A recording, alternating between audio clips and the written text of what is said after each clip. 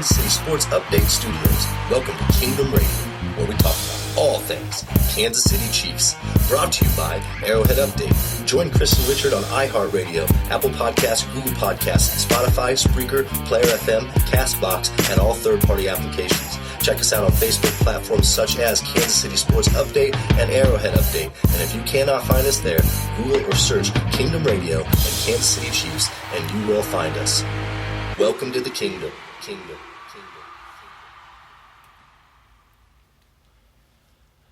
Good evening, Chiefs Kingdom. Welcome to Kingdom Radio. I am your host, Richard Smith, and with me, as always, my co-host and senior NFL analyst, Kris Chavez, is with us tonight. How are we doing, Kris? I'm doing good. It's been a long week, but I'm looking forward to a big game this weekend. Absolutely, absolutely. As should everybody in Chiefs Kingdom, considering this is going to be Patrick Mahomes' first regular season dome game, which we will get into later in the segment. But first, I want to start off and ask you briefly, what do you think of tonight's Packers Eagles game? It is at halftime right now, and what the score is, 21-20, Eagles over the Packers? Yeah, 21-20. It's a very even match. It's been going kind of back and forth. I'm kind of underwhelmed by the Packers right now. I kind of expected them to be lighting up the Eagles. But I kind of feel that, like, second quarter, the wind got kind of taken out of their sails when their backup running back got carted off and taken to the local hospital to be checked out for head and neck injuries after he took a hit to the head. Yes, and we wished him the best and prayers to him and his family. We really hope he makes a full recovery and gets back on the football field soon. And with that being said, there's another second half to play, so there's a lot of football left here in Thursday Night Football, and we're going to move into the Chiefs. So, all right, the Chiefs we're going to be looking into Sunday's matchup against the Detroit Lions. The 3-0 Chiefs will travel to Detroit to face the 2-0-1 Lions. Do I think their record looks better than what they truly are? Probably, but I don't want to count them out because they have some nice victories under their belt. And with that being said, let's get through all this promotional stuff first. I really want to thank our official sponsor, Pizza Shop Platte City. We appreciate everything that you are doing with us and for us, and we will be back at Pizza Shop in Platte City for more live podcast watch parties. Week 7 for the Broncos and Week 10 for the Titans. And also Week 10 for the Titans, please note that Nicole King, Miss Nicole, will be there doing a live performance with Kingdom Radio, performing Are You Ready? And her new hype video for the Chiefs season, We Up Now. So join us out there. And also be sure to enter our upcoming giveaways featuring signed memorabilia from Tony Gonzalez, Dante Hall, and Derek Thomas. Be sure to find us on Facebook and like Kingdom Radio to stay up to date with all of our live podcast events. Also, you'll find all the new Kingdom Radio gear, which is now available for purchase. Men's, women's, and children's t-shirts, as well as Kingdom Radio hoodies. Rep your favorite podcast and help us bring Chiefs Kingdom even more awesome content and analysis. You can view and purchase by searching our link, kingdomradio.itemorder.com/sale. Again, that is kingdomradio.itemorder.com/sale. So, let's go ahead and move right into the Around the NFL segment. This is Around the NFL, brought to you by Pizza Shop Platte City. Go grab yourself a butcher block. Best meat lovers in Kansas City. Pizza Shop Platte City, proud sponsor of Kingdom Radio. All right, this is the Around the NFL segment, brought to you by Platte City Pizza Shop. And tonight, we are going to start off with the 3-0 Green Bay Packers hosting the Philadelphia Eagles. Obviously, that game is 21-20 at halftime with the Eagles having the lead. The Packers have a revamped defense that has been extremely stingy this season, but new addition edge rusher Zadarius Smith is listed as questionable. Obviously we're already midway through that game. But look, the offense led by Aaron Rodgers really hasn't been that explosive, at least not yet. He showed some, a pulse this evening so far. But the Eagles are facing a rash of injuries this far this season. But wide receiver Alshon Jeffries, return to action, giving Carson Wentz a legitimate target. However, Deshaun Jackson has out for this game. So the defense also lost cornerback Ronald Darby to a hamstring and may have trouble keeping wide receiver Devontae Adams contained. And he is due for a big game, after a relatively quiet start. And we have touched base on that game already. Kris, kind of give us an update on the Chargers and Melvin Gordon. Oh, just real quick, going back to what you were just saying about Devontae Adams. First half, he had 8 catches for 158 yards, which is pretty big first half for him. They haven't had a half that big, and I want to say it was like 15 years. I missed the exact stat on there, but I just wanted to throw that out there. So the Los Angeles Chargers were happy to hear yesterday that running back Melvin Gordon is ending his holdout and should have returned to the team today. Gordon has held out due to contract disputes as he seeks a new contract from the Chargers brass, but was ultimately told he would not be getting an extended midseason and that he's going to have to wait until after the season. He was rumored to have sought a trade at the start of the season, but also stated that this wouldn't be a situation like Le'Veon Bell's holdout last year that saw him sit the entire 2018 season. Gordon risked not accruing a season, which would have delayed his free agency a year, not to mention cost him a large chunk of money. He had to report prior to week 6, so he's coming back a couple weeks early. Depending how he plays the rest of the way for the Chargers will determine how big of a payday he's in store for. Gordon won't suit up Sunday against the Dolphins, but expect to see him back in action week 5 against the Broncos.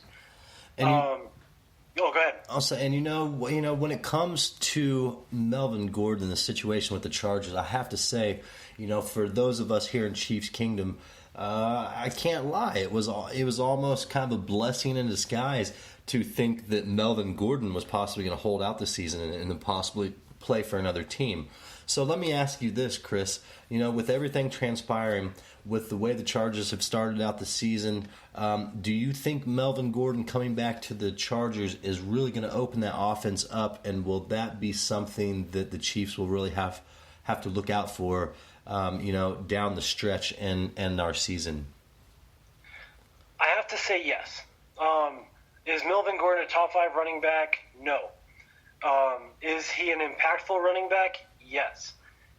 He really is the cog that makes that offense turn. And without him on the field, do they have a competent running back out there in Austin Eckler? Yeah, he's had some tremendous games. Is Austin Eckler a game changer where he affects what the defenses do? No. And we see that because the Chargers are losing these games that realistically, and not being the homer that I am in this, the Chargers should be winning those games.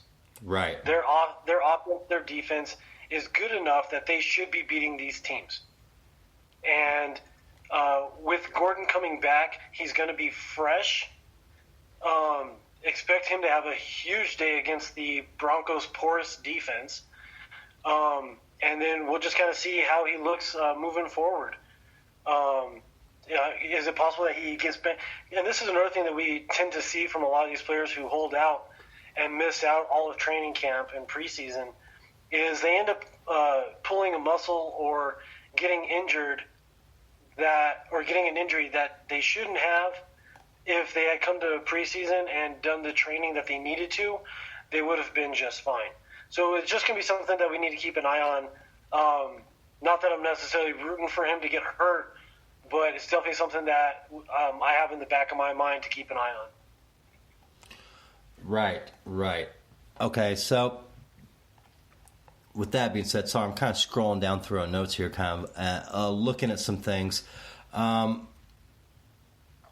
really look for Melvin Gordon to obviously hold some stake and value here in this AFC West race. but I think that we'll be all right there. And we'll just have to see how the season goes on. But do you think that it's going to be a race down the stretch between both teams, or do you think that it's too far into the season already with them being down 2 games to the Chiefs for them to even really have a legitimate shot to come back?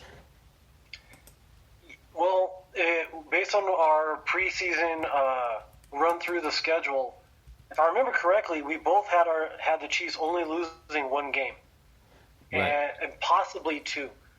And if those predictions were to hold up, the Chargers are going to have to run the table from here on out in order to even have a chance of tying us for the division lead.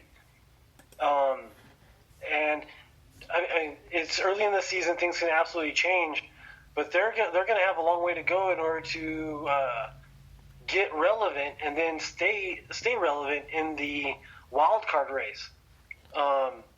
It's really a 2-pony show in the AFC as far as Super Bowl contenders, at least right now. But playoff-wise, there are some pretty good teams there. And especially this early in the season, it's really wide open. There's just a few teams in there, the Dolphins and Broncos, to name a couple, that look extremely incompetent. Yes, and they are not, very well-rounded organizations at this point, and it doesn't surprise me much what's going on in both those organizations. But yes, we can't overlook teams like the Chargers and Melvin Gordon, just like we can't overlook teams like the Jaguars, even though we already beat them. But let's do a little update on Jalen Ramsey. I feel like he's going to fall back in the shadow here as far as talks with the Kansas City Chiefs. But he was held out of practice with a back injury, quote unquote, and was unlikely to play Sunday against the Broncos. Ramsey started the week off by missing practice due to the flu, and some question if he'd still be traded. However, most trade rumors have cooled off since Sunday when Jason La Canfora, reported that the Chiefs were favorites to trade for the star cornerback. When asked by reporters when the back injury started to flare up, head coach Doug Marrone replied, "I really don't know." According to Philip Hillman, hard to say if the injury is serious or if it is possibly an attempt to push the trade on Ramsey's side. Needless to say, this is far from settled and will be interesting to see if anyone meets the Jaguars' hefty asking price. But with that being said, he also missed practice due to the birth of his son too, correct? Yes. So, and I think that was another thing that kind of took... And I believe that was yesterday and today. You what? Sorry, I believe that was his, I don't say excuse, but his reason for yesterday and today's absence.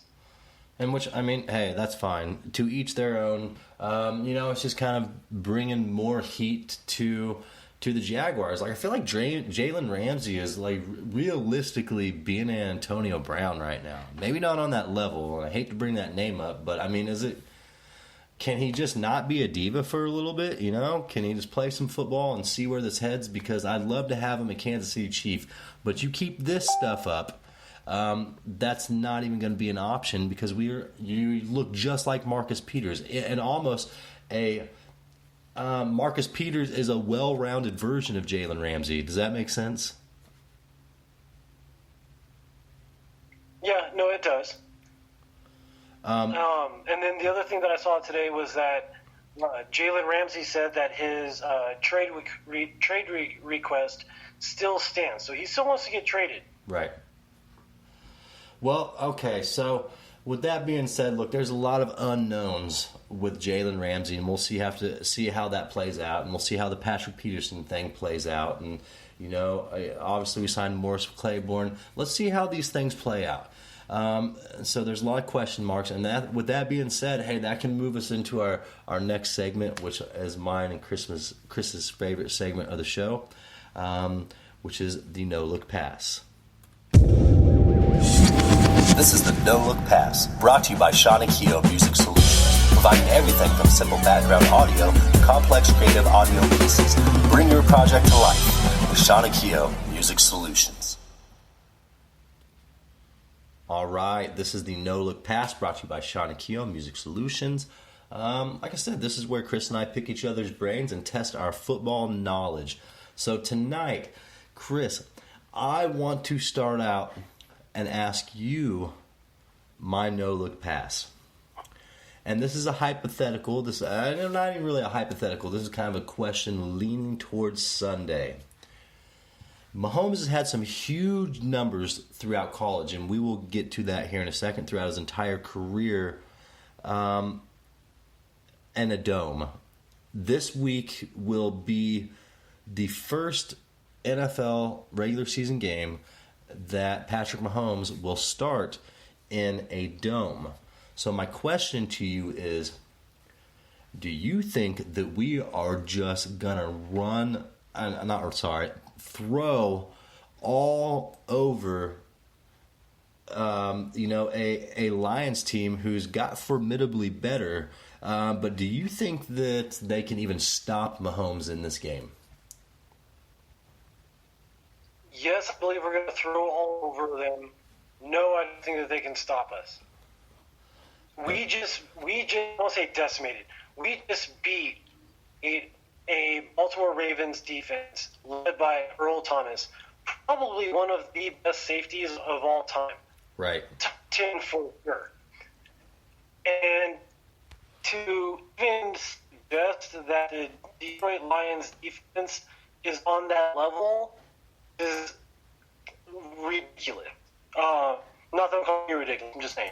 I think that the Dolphins defense is definitely going to pose some challenges for us, challenges that we haven't had to see yet. But ultimately, overall, I think that the Chiefs and Mahomes figure out that defense and play it like a fiddle. And which sounds great to me, and I feel like that's what's going to happen as well. And let's take a walk through, Mahomes' history here real quick in domes. Look, Mahomes has made a total of 20 starts in his career, but he's yet to play a regular season game in a dome stadium. And during his college career, Mahomes played a total of 4 games indoors. And these numbers are an indication of, another MVP caliber. These are MVP caliber numbers, obviously. But during those 4 college games at Texas Tech, he averaged 492 passing yards with 5 touchdowns per game. To put that in perspective, Mahomes averaged just 366.6 yards in outdoor games during his college career. So Mahomes' biggest indoor game came in 2014, lost to Baylor, which me and you were talking about earlier, Kris, when he threw for 598 yards and 6 touchdowns with 0 interceptions. Mahomes' most recent college indoor game was November of 2016, and that also came against Baylor, with Mahomes throwing for 586 yards and another 6 touchdowns. All 3 of his 4 indoor games, although 3 of his 4 indoor games came against Baylor, Mahomes also played against LSU in the 2015 Texas Bowl. Mahomes threw for 370 yards and 4 touchdowns in a 56-27 loss. So here's the thing. Texas Tech also averaged 40.5 yards, or 40.5 points per game, in all 4 of his dome game appearances. Now, Mahomes was 1-3 in all of those appearances, but honestly, that was not his fault. Mahomes was put into a foot race in every single matchup that he ever played at Texas Tech. So, these monster numbers that he has put up, obviously, I feel like they're going to continue as well. I really wanted to bring that up because that's a huge deal in Chiefs Kingdom. He brings a lot to the table, and I want to see him cut loose in a dome in the NFL. I mean, this is something, Kris, that me and you talked about 2 months ago. Throughout Mahomes' career, he has progressed, significantly with his numbers from high school to college to the NFL. He's only got better.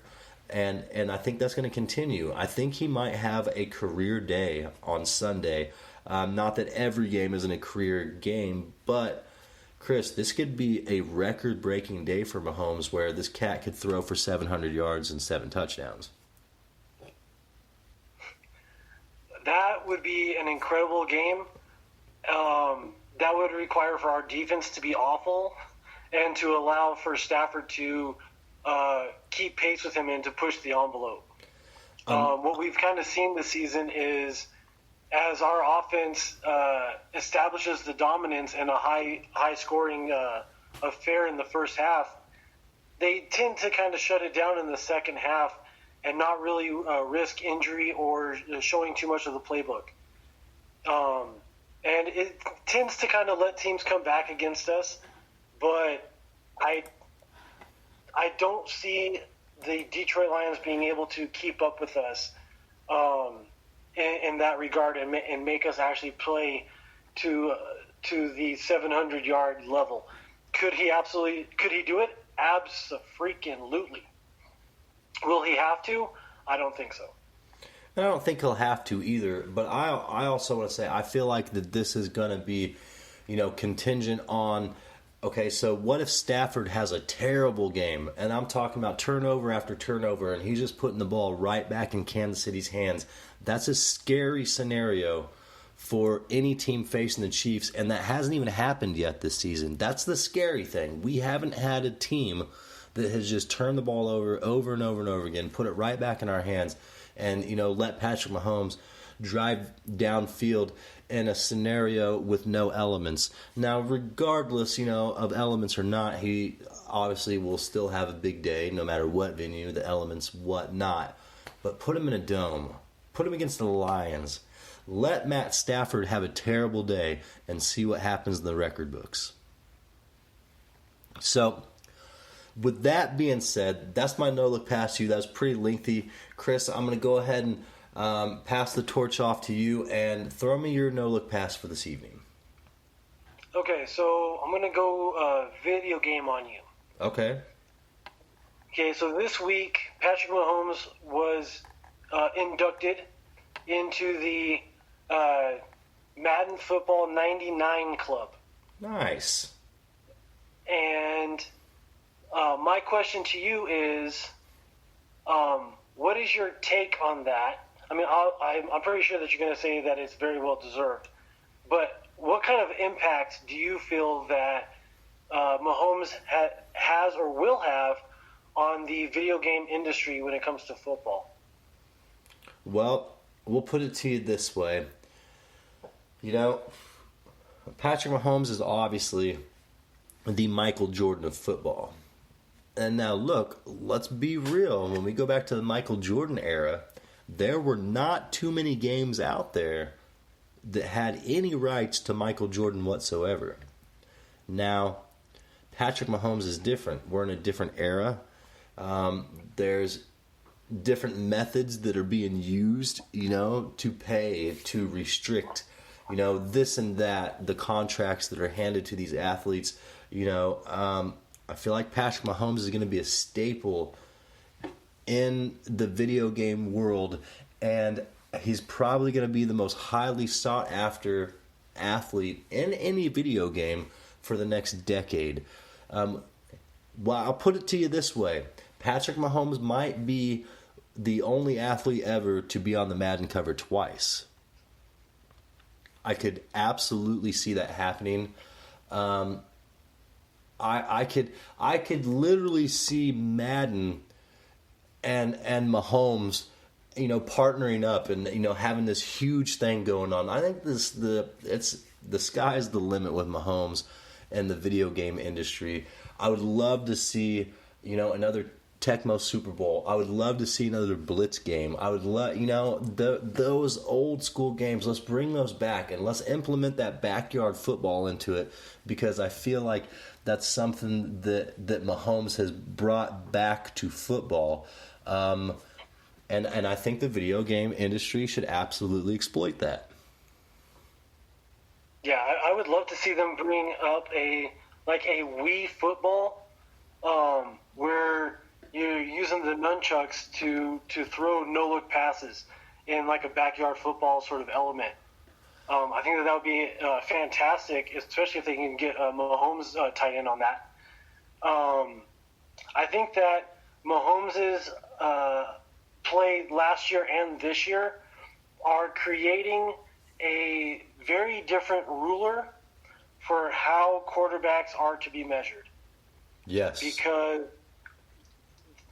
when you watch him play, he's on a totally different level than any of these other quarterbacks that we really see play.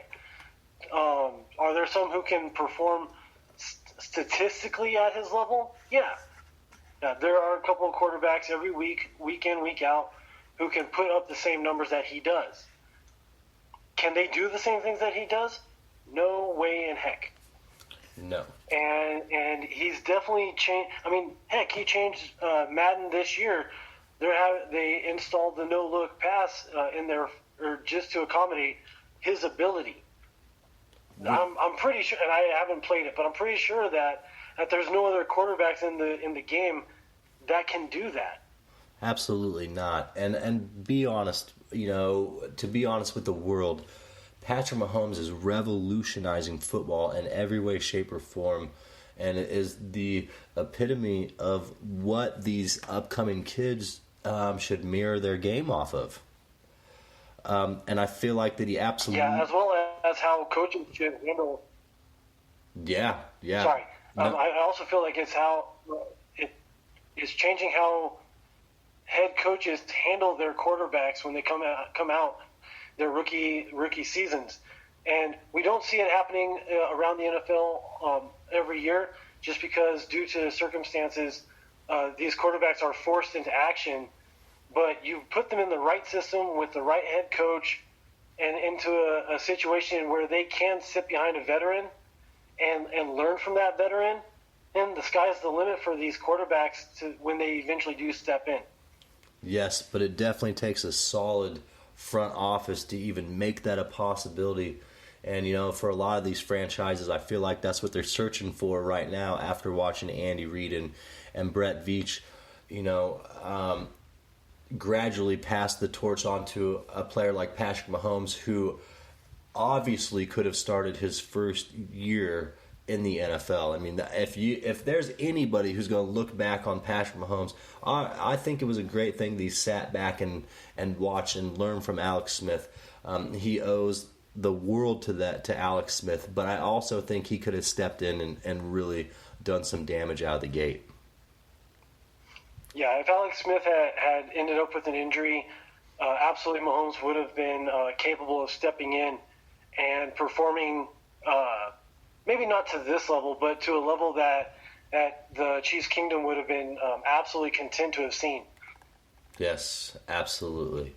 All right, so with that being said, I'm going to touch base on one last thing here in the no-look pass. We usually just kind of pass the torch back and forth. But there's one more thing, and I think it's fitting here for the no-look pass. The Williams sisters, Venus and Serena, bought into the Miami Dolphins today. I'm not exactly sure what stock they actually own, but they did buy into the Dolphins, and it's nice to see them invest into an NFL team that needs some backing. They need some refreshment. They need a different vision, and I hope this really works for the Dolphins. Kudos to the Williams sisters. It's really nice to see them, put their hand in something that is an obvious need of help. Yeah, absolutely. And I think it's one of the very few instances where you have an athlete step in as an owner of a franchise in some way, shape, or form. You have Alex Smith, Derek Jeter, who did that with the Miami Marlins. Yes. You've got Jordan who did that, but I believe he just this season or in the off season he sold his majority share in I believe it was the New Orleans Pelicans. I could be wrong there with the team. Basketball's not really my strong suit. But I think it's fantastic to see both of these sisters step in and be willing to take a management role in a sport that, let's be real, they weren't trained in. Right. It'll be really interesting to see after this season.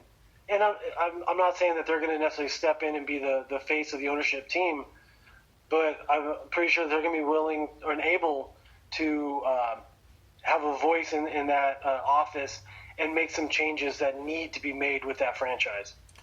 We'll see what happens. I mean, this is a situation I'm going to have to be shown. I don't have any expectations with this scenario because it's the Dolphins.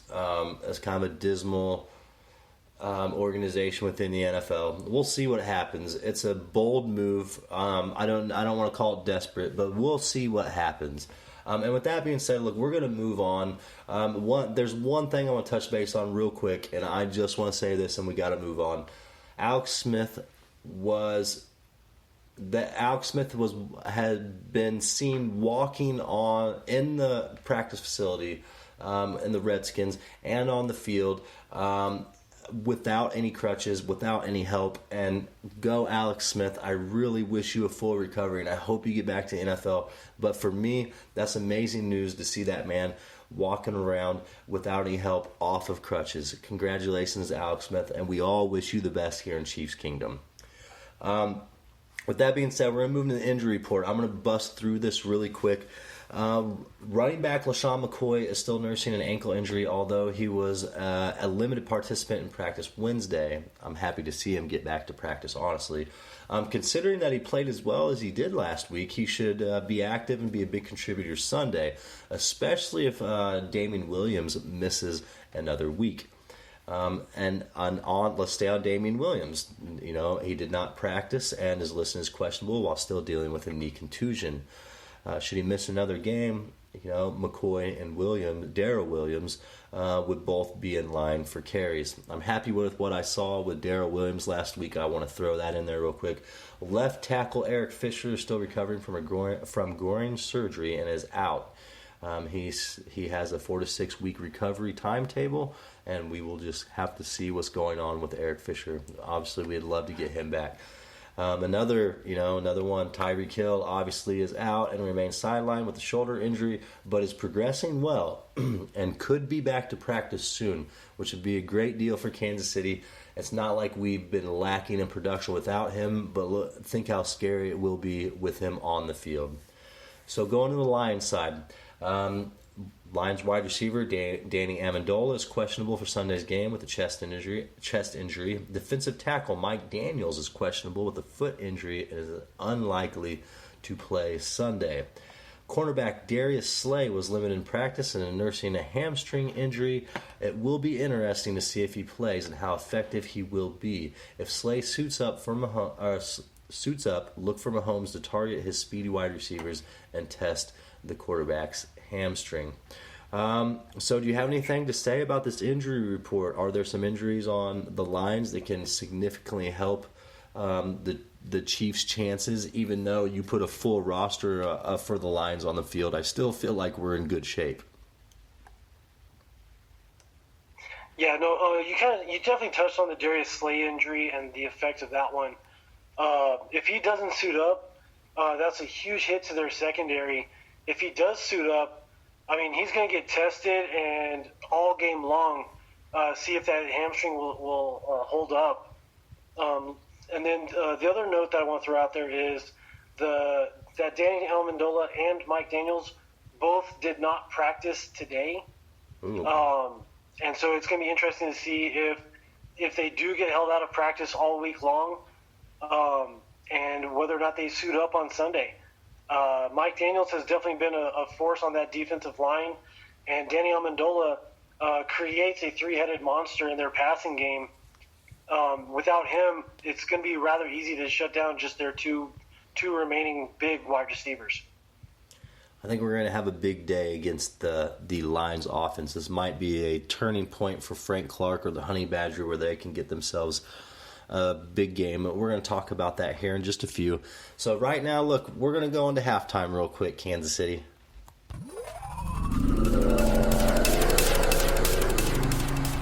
Kansas City, it is halftime. Thank you for tuning in to Kingdom Radio. We will return momentarily.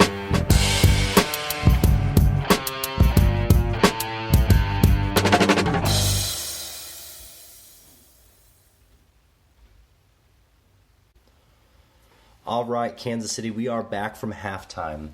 And look, let's get into the Chiefs a little bit more. We've gone around the NFL. We've talked about the injury report. We've talked about the game tonight. And I believe the Packers just tied that game up, correct, Kris? Yes, they hit Jimmy Graham for a touchdown. It's now 27-27. All right, good deal. So we have a little follow-up on the Packers game tonight. And I just, me personally, I don't care. But there's some fans out there, and we got to touch base on the NFL. And me personally, I would love to see, the Eagles beat the Packers. But that's one of those things. It's a great game so far. Let's talk Chiefs. So, the Chiefs are coming off a big win Sunday against the Ravens. Possibly one of the biggest wins of the season. And the Chiefs have now scored 101 points in their first 3 games. The offense appears to be running as well as ever, despite losing Tyreek Hill, which we talked about earlier, in the season opener. Patrick Mahomes has now thrown for 60 touchdowns and just 20 career games, which is 13 more than any other player has in their first 20 games. He has thrown for over 300 yards in 13 of his first 20 career games that he has started, for a total of 6,576 yards. That's 963 yards more than that of the next player up, which is Kurt Warner. And maybe just as impressive, he has as many 300 yards passing games as he does interceptions in that time. 13 300-yard passing games and also 13 interceptions on his career. And so far this season, Patrick Mahomes has yet to throw an interception, which in my mind is huge. That is a wow. All of those are wow stats. And Kris, kind of run off of that a little bit. What do you think of all these stats? What's this tell you about our MVP Patrick Mahomes and what we have to expect for the rest of the season, including this Sunday's game against the Lions? To quote some rather famous music lyricry, bum, bum, bum, another one bites the dust. This is going to be happening all season long, man. Right. And I love it. And you couldn't have said it better. This is a scenario where Mahomes is just getting warmed up. We obviously see him getting better and better each week, and as the games and seasons go on. So we're going to look for a huge game out of Patrick Mahomes this Sunday. So, Kris, talk about the Chiefs' receiving core a little bit, and how it's impressed even without Tyreek. Kind of go into depth about that. That's an important thing, and especially for Patrick Mahomes.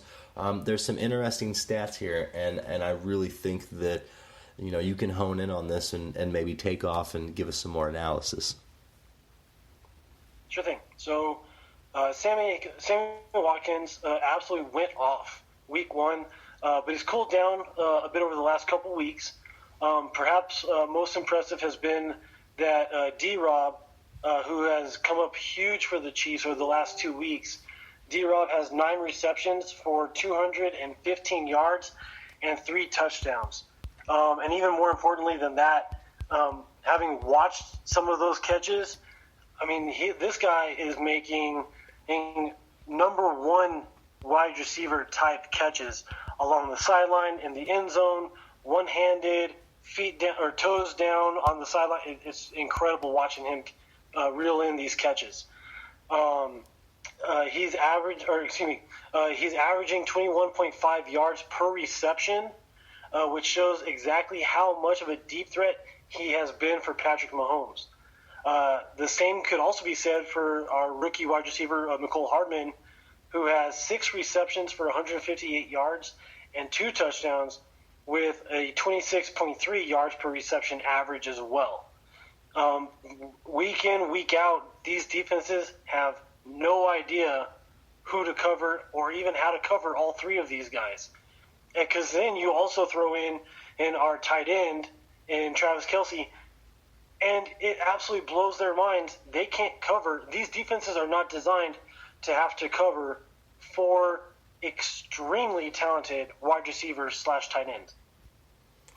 Right, and that's one of those things that there's way too much depth all the way across the board. I don't care what defense you put on the field. There's not anyone all the way across the board in the NFL who can stop the Kansas City Chiefs offense. It's not even in the books. There are teams that are struggling to figure out a way how to match their offense to Kansas City, let alone have a defense good enough to stop players like Patrick Mahomes, D-Rob, Hardman, Watkins. When Tyreek Hill comes back, there's so many huge key elements, and like you said, these yards per reception are absolutely out of this world. You don't see stats like these for multiple players on your team. I mean, you're telling me that we have, 2 to 3 players that are averaging over 20 yards a reception? That's unheard of. I don't care what you know about football, even in college, that's unheard of. And then we can't even leave out Travis Kelce. He's been the model of consistency at tight end position for the last few years and has been extremely productive thus far this season. In his 3 games, he has 17 receptions for 284 yards and touchdown. I imagine his touchdown total will go up, but it's still not bad for a guy coming off an ankle cleanup surgery over this offseason, which really wasn't that serious. But it's something to be looked at because he's dinged up a little bit. But look for him to challenge the Lions' defense all day as well. That's a guy who's extremely well-rounded, and it always finds himself open, no matter if it's down, in the seam or, down the sideline. There's Andy Reid is constantly writing up plays to get Travis Kelce open. Yeah, I definitely expect for Kelce to take advantage of their linebacking core. The linebacking core doesn't really impress me a whole lot, and it really seems to be the weak point of their defense. They have a linebacker, Devin Kennard. Most fans won't know the name, but keep an eye on him. He had 3 sacks against the Cardinals. He hasn't had any since, but definitely look for Kelce to keep him busy in coverage and not allow him to be able to rush the passer or rush Mahomes. Yeah, and I really think that these injuries and everything's going on this defense. There's no comparison all the way across the board. I just don't care, and there's nothing on this team that scares me whatsoever. I can't even pick out a player where I'm like, this is a key matchup. There's nothing. And so this is just going to be a situation where, hey, this is Patrick Mahomes' first, turf game indoor, and I really think that he's just going to blow up these scoreboards and show the NFL just what he's made of without any elements. And we got the fastest. We got the fastest offense, in the world right now, and we're going to exploit every bit of that. Our timing's on key. I can't really see Matt Patricia putting a product on the field that can even come close to the product that Andy Reid's going to put on the field. So with that being said, let's talk about the defense a little bit, because our defense was absolutely tested Sunday, but also ultimately held up against Lamar Jackson and the Baltimore offense. The defense as a whole gave up a ton of yards on the ground, which we expected, 203 yards total. But look, we kept Lamar Jackson to under 275 yards in the air, which is a big deal. And the D held its own on a very dynamic Ravens offense and showed some moxie, blanking them on two-point conversions attempts, which there was 3 of them, mind you. So, look, I expected Ingram to run on us like he did, but we ultimately shut down Lamar Jackson, and I feel like that defensive output should really bring some confidence into this Sunday's game against the Lions. There are 2 different teams, playing in 2 different elements and 2 different conferences, but at the same time, we beat a team like the Ravens, and we show what we did against the Ravens, if I'm Matt Patricia and I'm the Lions, my back's up against the wall already. No, absolutely. Their new offensive coordinator has a history of being very run-oriented, and thus far this season, the Lions haven't really been able to get that run game going. I look for our defense to allow them to run the ball. And there's a strategy behind it. We allow them to run the ball. That means that they're not going to be getting chunk yardage. Because, you look at the Ravens. Okay, we gave up almost 200 yards rushing to them. Did that really affect things? No, because it kept the clock running. Right. Which then puts more pressure on them to have to try to throw the ball in the second half to try to keep up with the points that we're putting up on the board. It plays right into our hands. Let them run the ball. The Ravens never once had a play that withstood penalty that was a big play that changed anything. We always had our safeties in front of or behind the ball. They never got behind us and were running towards the end zone uncovered. There was always somebody in front of them to stop them. As long as we have that same output and performance against the Lions, we destroy them in the running game. Let them run all day. Shut down the passing game, and we'll walk out of there with a win. Right. Yes, and absolutely. And so, look, I want you to touch base on our Chiefs defense so far for the year in 3 games. I know that, look, the Chiefs have given up a league worst 6.3 yards per carry. But let's talk about the rest of our defensive output. Kris, what are we doing here for the year? Is it something that we should be looking forward to moving forward, or should we have some concern with the Chiefs defense? Okay, so given the offensive output, we force teams to have to try to put up points. We saw this last year where our defense allowed 26.2 points per game. And granted, it's only been 3 games, but our defense is giving up fewer points this year with only 21.3 points per game. Right. And you also take into consideration that our defense is still getting used to playing in the new Spagnuolo 4-3 scheme and learning how to communicate with one another and how to know who's going to be or who's responsible for what reads on the defense and during the play. A promising note, was near interceptions by Honey Badger, which shows he's starting to put himself in the right positions to make plays on the ball, and hopefully that will turn into interceptions. Thornhill had a couple plays on some passes as well over the last couple weeks. They're making plays. They're just I can't say a hair slow. I mean, just like a fraction of a second behind where they need to be.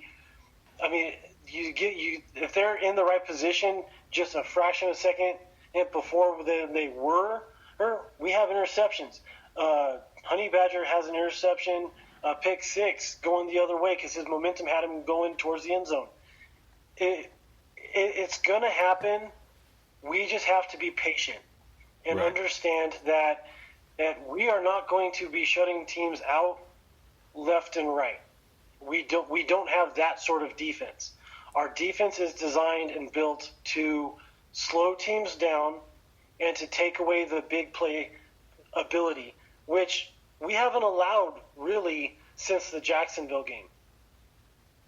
Right.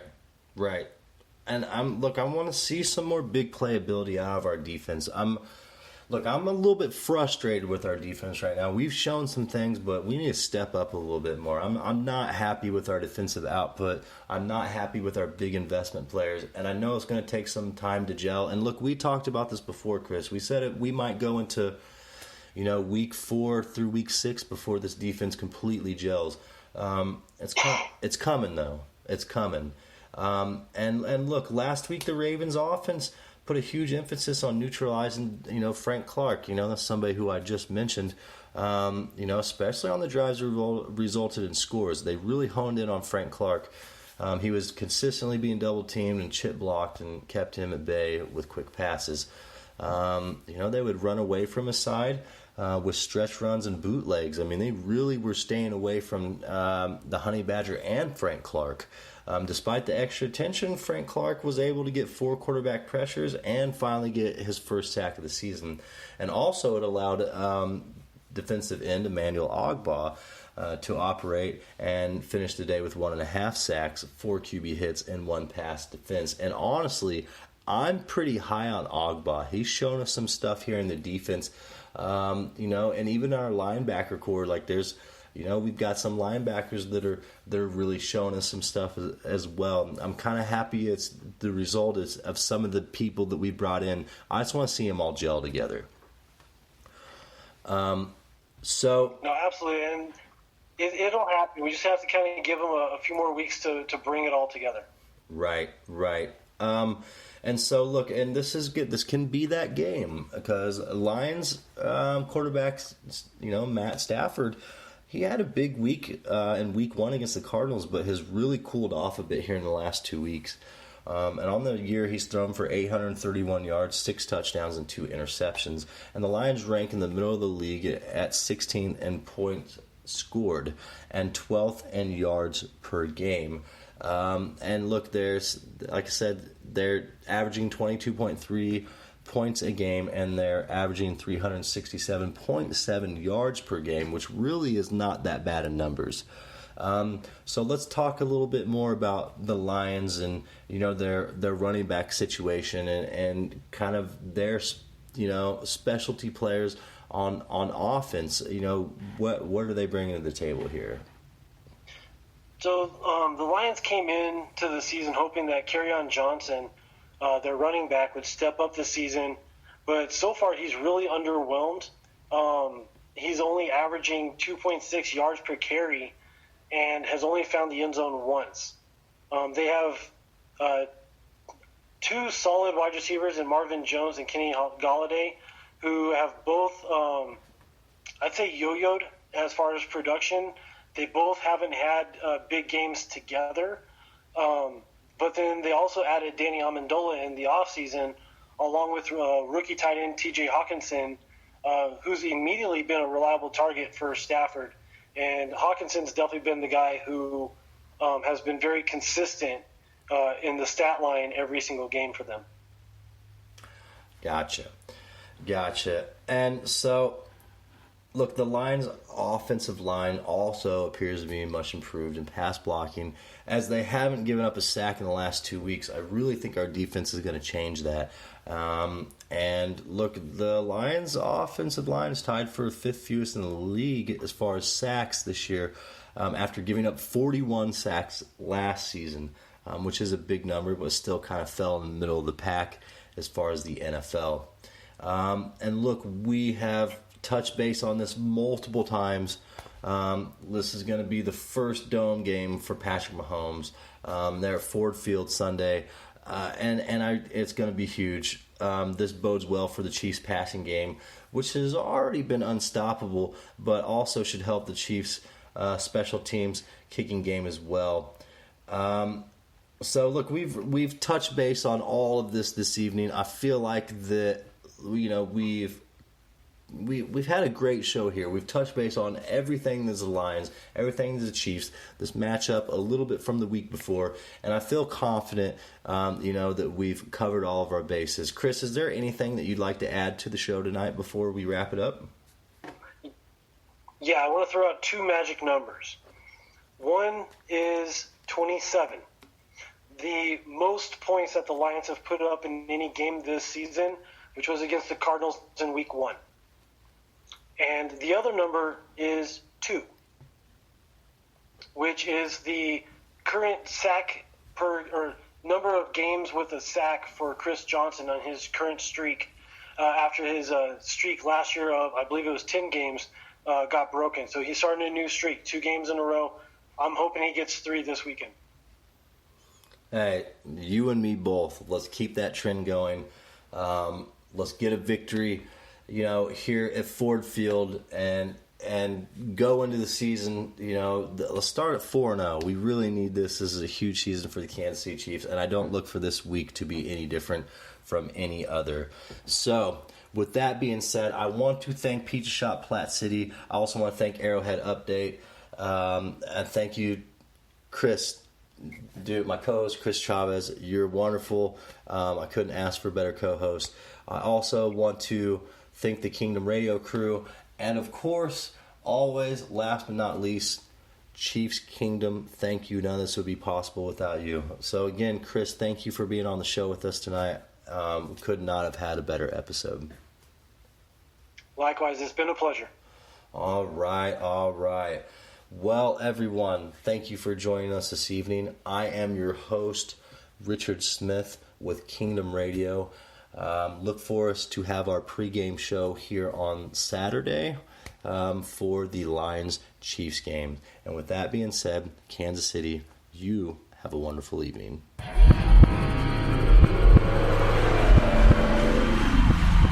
Thank you for tuning in to Kingdom Radio, your go-to podcast for everything Kansas City Chiefs.